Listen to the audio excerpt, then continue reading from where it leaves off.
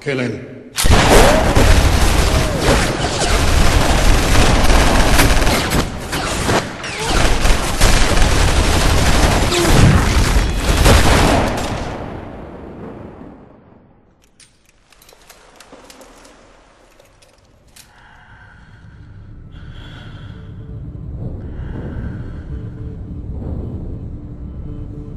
My turn.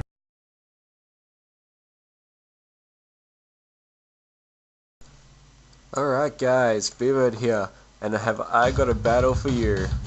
This is against Keith, good friend of mine. Back in the day when I was on Marriland forums, Keith was my apprentice. They had an apprenticeship thing going, and I taught him a lot of stuff that I know, and he's turned into a great battler. So let's see how we go here. First of all, bitch stole my Gengar, so fuck you, Keith. Fuck you in the neck.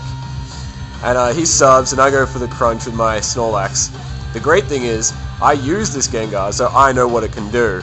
So I know my Snorlax can survive the Focus Punch, and I know that I can break the sub with Crunch. So now he's left in a predicament. He can stay in, try and put me to sleep, but he knows it's a rest talker because he knows my Pokemon. But he doesn't want to risk it, so he switches out. So I go for the Crunch, and he goes for his Garchomp. And here, I know that he can probably take me out, but I was pretty sure that he wasn't going to be using some kind of Choice Band or Choice Scarf. So on the risk of letting my Snorlax go, I decided to make sure that he didn't get a sub, because if he got a sub, that could have been game right there. So I broke the sub, and instead he decided to play safe again and go back to his Heatran, because now he knows that Body Slam and Crunch are both resisted, so I'm completely walled. But that's fine, because he can't do a whole lot to me either. But I decide that in this case, I'm better off switching out. So I go to my Gyarados, because I can resist both, well, resist will be immune to. And he goes to Earth Power, which is great. Fantastic. It means I'm in a good position now. And I decided not to Dragon Dance just yet. It's a bit early for that, because I know he has a Celebi, and he brings it right in. I get a crit, means absolutely nothing on Celebi. But I sort of figured I should try and stay in, scout out what it can do, before I switch to anything else. Because I didn't want to run into any problems later. Because I know that Grass Knot can take care of my physical wall, and I know that Leech Seed is going to be great against my Snorlax. So I waited to get some damage in, so I knew it'd either recover or do a Leech Seed. And I used this turn to get my Claydol in and get some Stealth Rocks up. But he gets the Leech Seed off and he gets, well, nothing back because he already had max HP. And that's fine by me, so I went to my Snorlax, predicting some kind of attack or a recover or something. So now I know that it has no sub, and I can just try and hammer away at it with Crunch. But he sees that come and goes to his Tyranitar, and it does absolutely nothing to it.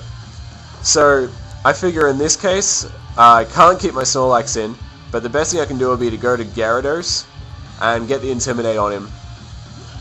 So I do that, I get the Intimidate in, and I decide now would be a good time, maybe I can get a Dragon Dance up, maybe I can get, some sweeping going.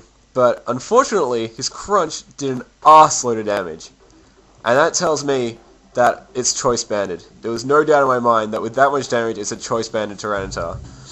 So I switch out here, because I didn't want to lose my Gyarados straight away, and I didn't know if Waterfall was going to take it out. And I knew that that Lucario would be a really great chance to set up.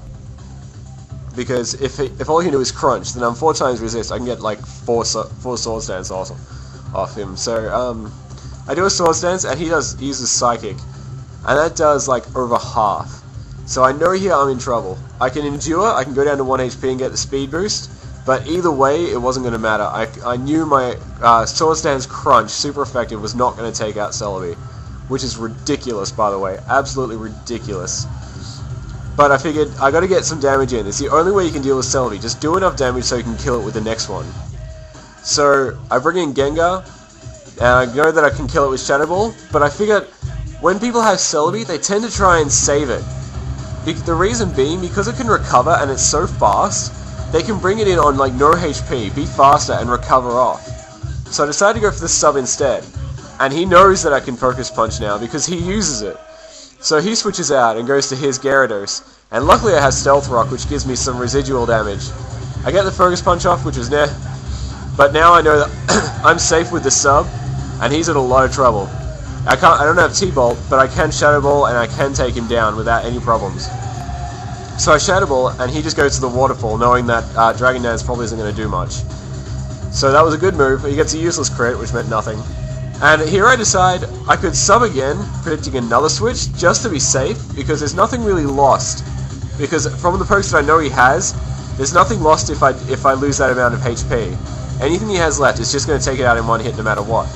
So I decided to just go for it there. It didn't matter really whether it happened or not, but I figured it was worth the chance because there was absolutely no loss if I hadn't done it. Especially with Sandstorm, he doesn't even get lefties. So I Shadow Ball, take it out, and I just get a bit of Sandstorm here. And I think he brings in Heatran here. Yeah, his Mole Patrol, which I have no idea how significant. What is the significance of that name, dude? It makes no sense. So I withdraw here. I decided I could use it later, and I figured I know the set it has. I know it has Lava Plume and Earth Power. All he can do is Lava Plume me and hope for the burn hacks. So I decided to play the odds here. I was hoping that I wasn't going to get burned, and I knew that if I got the Dragon Dance and I didn't get burned, I could sweep.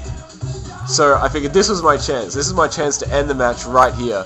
So I got the Dragon Dance, and he Lava Plumed, and he didn't get the hacks. So I'm in a really good position. I can win this from here on out. So I Earthquake, and he brings in Celebi, which isn't... Oh, sorry, he brings in Tyranitar, and he lures an Earthquake, which I thought was a bit strange. But maybe he was trying to conserve his Pokemon, trying to lure me into an Outrage or something. But either way, it didn't matter too much. The Stealth Rock and the Earthquake together took down Celebi easily. And this was actually a really clever move by him. This one I really liked, because he brings in Gengar now. I'm not sure if Fire Punch can take out Gengar, so I'm forced to Outrage, because Earthquake is immune on Gengar.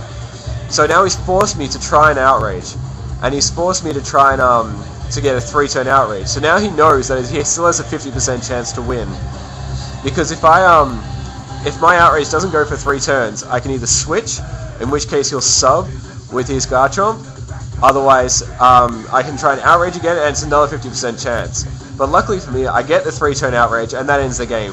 However, if I had got the 2-turn Outrage, that could have easily gone in the other direction.